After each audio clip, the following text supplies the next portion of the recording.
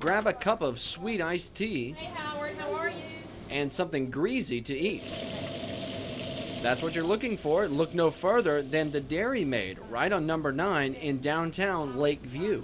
And if you can't come in here and be happy when you leave, then I think I can probably fix whatever problem it is. Ethel Taylor has run the place for about 6 years, but everyone's come to the Dairy Maid now for 60 years. People come from Dillon, North Carolina, and if they're going to the beach, they stop because they'll get cups of pimento cheese, chicken salad, and they'll stop back by when they come back through. On Friday nights, Sunday after church, or anytime, it's the Dairy Maid, a Lakeview institution. People love it. The local people support it. I don't have to worry on just depending on just the tourists because it's year-round. The local people love it. Locals may also know of the Spears Guest House towards Charlotte, about 55 miles up number 9 in the quiet small town of Cheraw.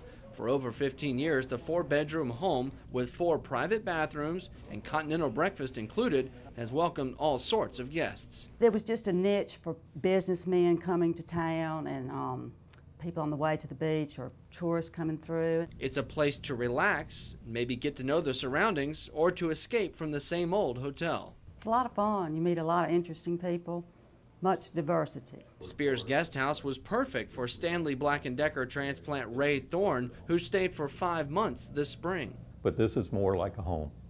And Kay and Larry have become friends, and they do a great job of taking strangers and turning them into friends. Friends who stop and stay a while, maybe to get away or to rest from the road. Come on in where it's cool. That could include loud and tasty stops like these, right along number 9.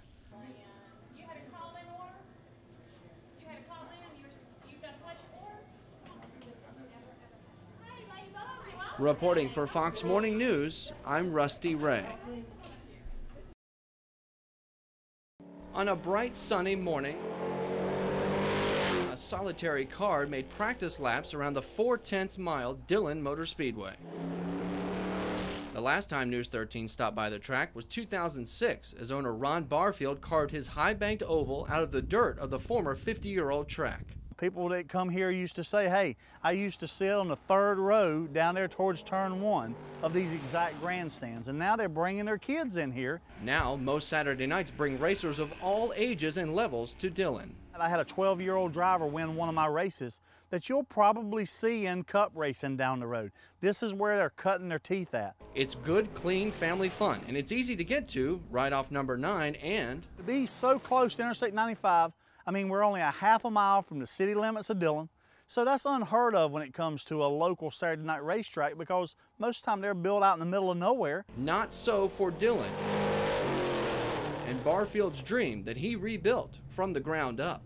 And if racing's not your thing, well, what about the great outdoors? Just drive back towards the beach on number 9 and you'll come to the Waccamaw River. That's Christine Ellis's passion and her place to protect. We use recreation as a tool to promote conservation of the river, to get people to understand that this is our beautiful backyard river and we need to work together to protect it. That's why Ellis leads paddling trips like this one on the Carolina Waterway that is an important part of the region's history. One time, of course, the Waccamaw River was a transportation highway, so steamships moved up and moved the turpentine and the logs and that kind of thing down the river. Plus, it's a nice place to go if you're looking for a change of scenery.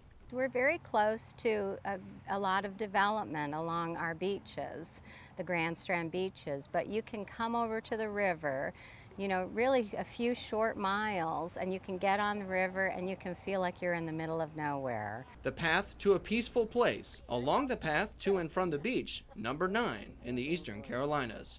Rusty Ray, News 13.